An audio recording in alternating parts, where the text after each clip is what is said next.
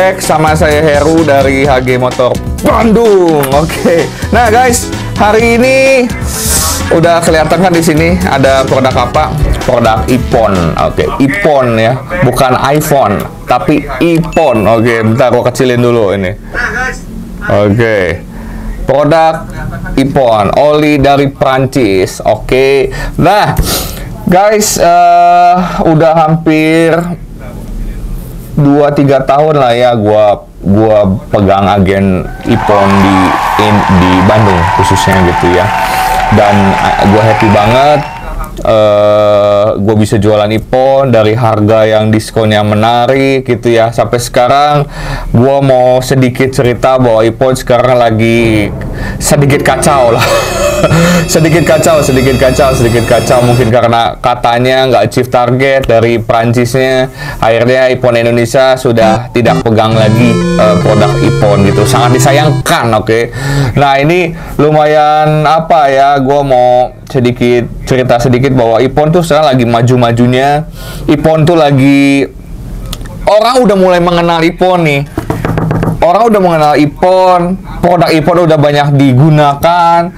Nah, sekarang agak susah jadinya penjualan. Nggak tahu nih yang bakal pegang iPhone Indonesia siapa, gua nggak tahu gitu ya. Sampai sekarang gue juga nggak tahu, dan akibatnya harga jadi ngaco sekarang gitu ya. Harga online ngaco, harga diskon juga di online udah mulai ngaco seperti itu. Nggak seperti dulu lagi sih ya. Gue cuma mau bilang sama iPhone Indonesia ataupun nanti yang bakal pegang iPhone Indonesia gitu ya, tolonglah bikin bikin harga yang baik juga, supaya apa? Supaya penjualan kita bisa lebih baik lagi sebagai kita agen gitu ya. Kalau konsumen sih nggak peduli pasti ya.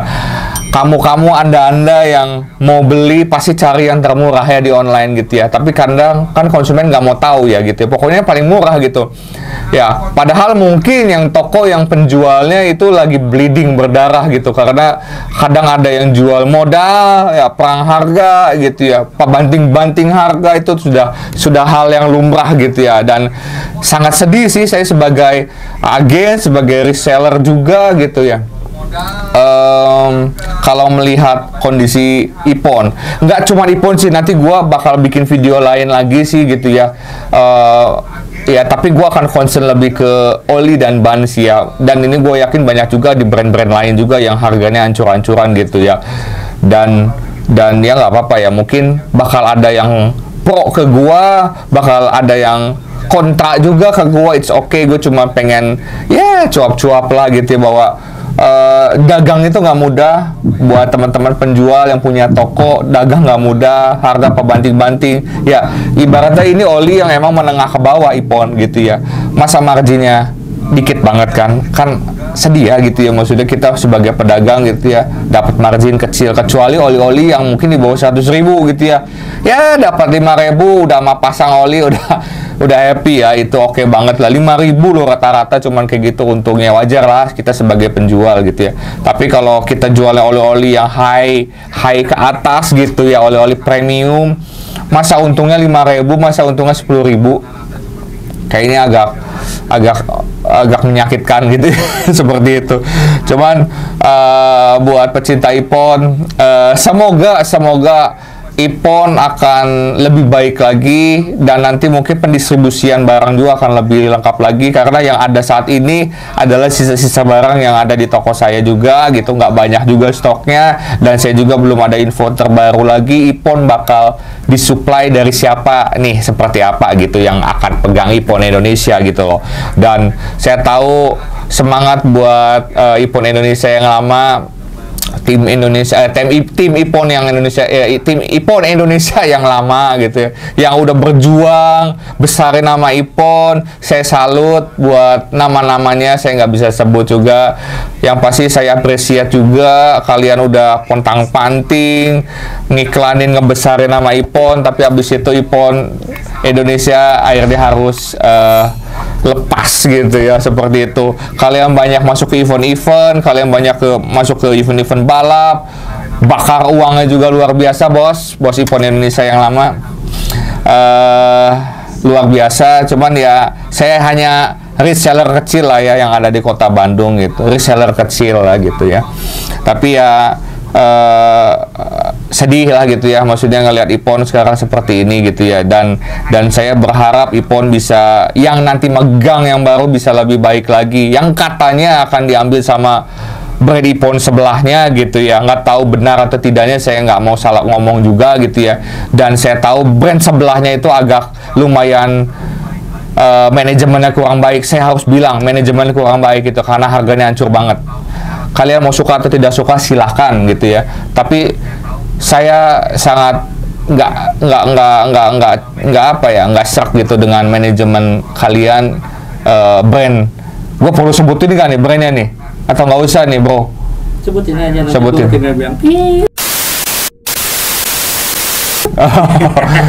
Oke, Motul Indonesia gitu, yang katanya akan diambil sama Motul Indonesia gitu, dan gue lihat sekarang harga Motul hancur banget, dan dimonopoli banget gitu loh. Jadi ya gimana gitu ya, kalian mau maju tapi kalian nggak bisa beresin manajemen dan hanya mementingkan kuota volume target kalian secara terpusat gitu loh.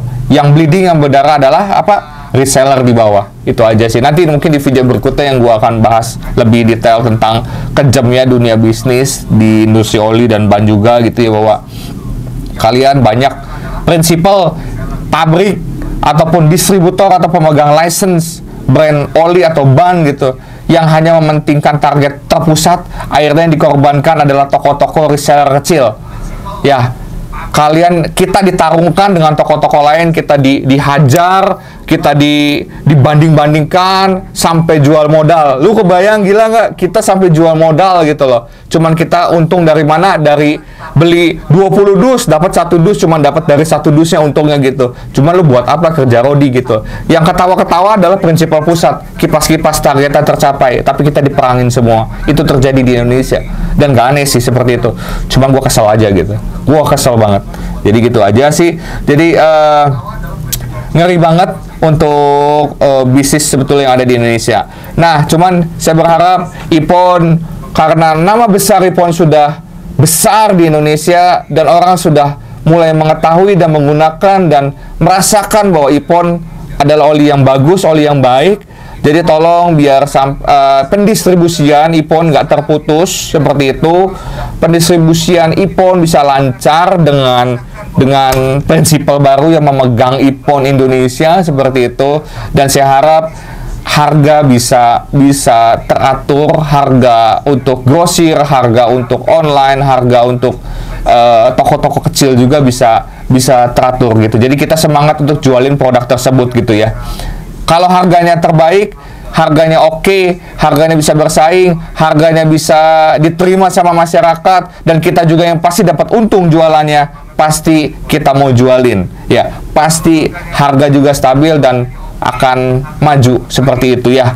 Tapi kalau harganya udah hancur, kita juga udah males jualin, seperti itu aja. Oke, penggemar Ipon Indonesia, sedikit singkat saya sampaikan info ini bahwa Ipon Indonesia udah lagi ngaco dan sekarang lagi diambil alih sama brand Ipon besar, brand oli besar lainnya yang masih menunggu keputusan fixnya nanti akan dipegang oleh siapa.